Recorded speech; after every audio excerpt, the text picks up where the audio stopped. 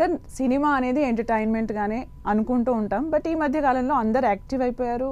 What is politics, what is cinema, cinema స్టార్లు పాలిటిక్స్లోకి వచ్చేసారు. సినిమాలలో కూడా పార్టీస్కి సంబంధించి డైలాగ్స్ ఉంటున్నాయి. మీరు ఏం చెప్తారు, అసలు డిఫరెన్స్ ఉందా లేదా? అంటే ఒకప్పుడు డిఫరెన్స్ ఉండే, ఇప్పుడు ఏమైపోయిందంటే సినిమా వాళ్ళందరూ రాజకీయ నాయకులు అయ్యారు. రాజకీయ నాయకులు సినిమా వాళ్ళు ఒకటి అవడం వల్ల ఎంటర్టైన్మెంట్ పక్కకు పోయి కాంట్రవర్సీలు క్యారప్ అడ్రస్ అయిపోయింది. యాక్చువల్గా సినిమాని ఎంటర్టైన్మెంట్గానే చూడాలి. సినిమా అనేది ఒక 2 గంటలన్న సినిమాలో జరిగినవన్నీ మనం నిజ జీవితంలో చేయలేం. కాకపోతే నిజ జీవితంలో జరిగినది ఆధారంగా సినిమా తీస్తారు. నిజ జీవితంలో జరిగింది ఆధారంగా సినిమా తీస్తారు.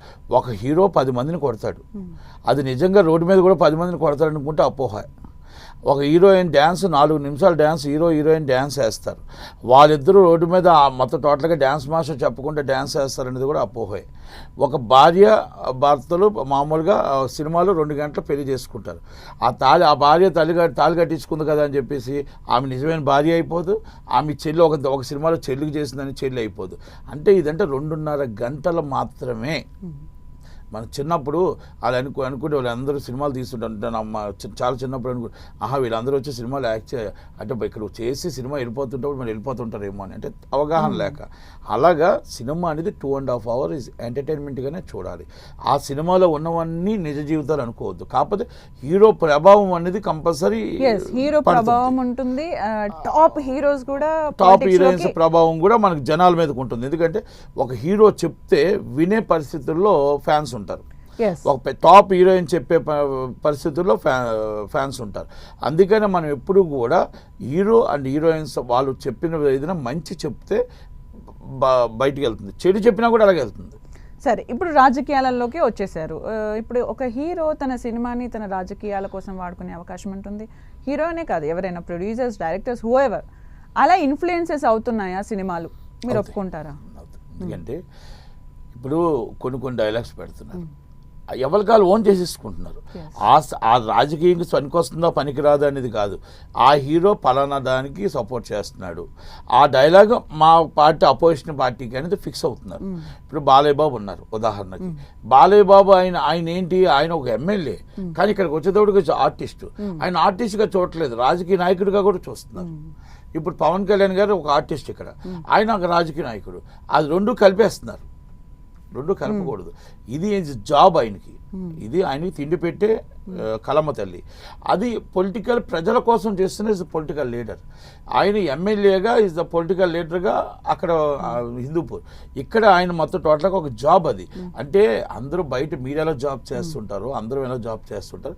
ఇది కూడా ఒక జాబ్ కింద లెక్క, అంతే తప్ప ఇది ఏదో మేము మామూలుగా ఖాళీగా ఉండి కాదు. చాలా కష్టమైన జాబ్ ఇది. ఎందుకంటే కొన్ని లక్షల మందిని పర్ఫార్మెన్స్. అంటే సార్, ఒక డైరెక్టర్ ఏం చూస్తారు? ఇప్పుడు ఈ హీరోని పెట్టాను, ఈయన ఒక పొలిటీషియన్, ఈ డైలాగ్ పెడితే ఆపోజిషన్ కి కూడా తగులుతుంది, ఆ విధంగా రాసుకుంటున్నారా డైరెక్టర్? రైటర్స్ మరి అలా కొంత రాస్తున్నారు. అంటే వాళ్ళకి ఏంటంటే ఓపెనింగ్స్ రావాలని ఆ డైలాగ్ పెడితే కొంచెం పేలుతుంది, అంటే అవతల గాసి కొంచెం కాంట్రవర్షియల్గా పేలుతుంది అని కొంతమంది. ఇవన్నీ ఈ కాంట్రవర్షియల్ తీసుకొచ్చింది మేము, ఎవరు తేలే. కాంట్రవర్షియల్ క్యారప్ అడ్రస్ రామ్ గోపాల్ వర్మ, నటికుమార్, వీళ్ళెవరు తేలే ఫస్ట్. కాంట్రవర్షియల్ అనేది ఇప్పుడు ఇది అంటున్నారు కదా, ఇది ఫేక్ పబ్లిసిటీ ఫస్ట్ చేశారు. కాంట్రవర్సీలు అనేది మాతోనే స్టార్ట్ అయ్యాయి, అంతే తప్ప తర్వాత ఫస్ట్ దాసనారాయణ గారు ఏదో పబ్లిసిటీ చేయలే.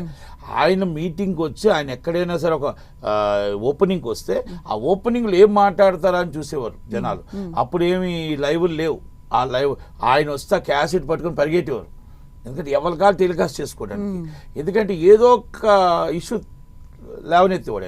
ఒక మంచి ఇష్యూ, ఇండస్ట్రీకి ఉపయోగపడే ఇష్యూని డైరెక్ట్గా మొక్క మీదే మాట్లాడేవాడు. అంటే అవతల వాళ్ళకి ఇబ్బంది కలిగిన హీరోయిన్స్కి, మీరు హీరోయిన్స్ ఎందుకు వస్తున్నారు, హీరోయిన్స్ సినిమాల్లో యాక్ట్ చేయడమే కాదు, షాపింగ్ కాంప్లెక్స్ ఓపెనింగ్కి రావడమే కాదు, మీరు నంది అవార్డులో గవర్నమెంట్కి సినిమా ఇండస్ట్రీ ఫంక్షన్స్ కూడా రావాలి, గవర్నమెంట్ ఫంక్షన్స్కి మీరు అందుబాటులో ఉండి దాంట్లో కూడా పార్టిసిపేట్ చేయాలి. ఓపెనింగ్ వస్తుందంటే డబ్బులు వస్తున్నాయి కానీ వస్తారు అని ఇంకొకటి. ఒకసారి ఏమనేవాడు, మీరు హీరోయిన్స్గా మీ డ్రెస్ చేంజ్ చేసుకునేటప్పుడు పెద్దవాళ్ళకి మర్యాద ఇవ్వడం, మరి డైరెక్టర్ అంటే ఒక వాల్యూ ఇవ్వడం, విలువలు ఇవ్వడం, ఆ డ్రెస్ అనేది మీరు వచ్చినప్పుడు సినిమాలో ఎలా చేస్తున్నారు అనేది డైరెక్టర్ చెప్పినట్టు చేస్తారు. మీరు ఓపెనింగ్లకు వచ్చేటప్పుడు డ్రెస్ చేంజ్ అనేది ఆ ట్రేడ్, ఇప్పుడు మన ట్రేడ్ ఎలా ఉందో డ్రెస్ ఆ విధంగా డ్రెస్సింగ్ చేసుకోవాలి, పెద్దలకు మర్యాద ఇవ్వాలి, విలువలతో ఉండాలి. ఒకప్పుడు హీరోయిన్స్ ఎలాగుండేవారు అని డిఫరెంట్ అంటే మంచి చెప్పేవాడు. అది ఏమవుతుందంటే ఇట్స్ వెరీ కాంట్రవర్షియల్. అలా అప్పుడు ఆయన ఓపెనింగ్ వస్తున్నాడంటే ఏదో, ఇప్పుడు నేనేదో మాట్లాడుతున్నాను అనుకోండి, అది నేనేదో మాట్లాడుతుంటే అప్పుడు అదో కాంట్రవర్షియల్గా వచ్చేది. రామ్ గోపాల్ వర్మ గారు ఏది మాట్లాడినా కాంట్రవర్షియల్.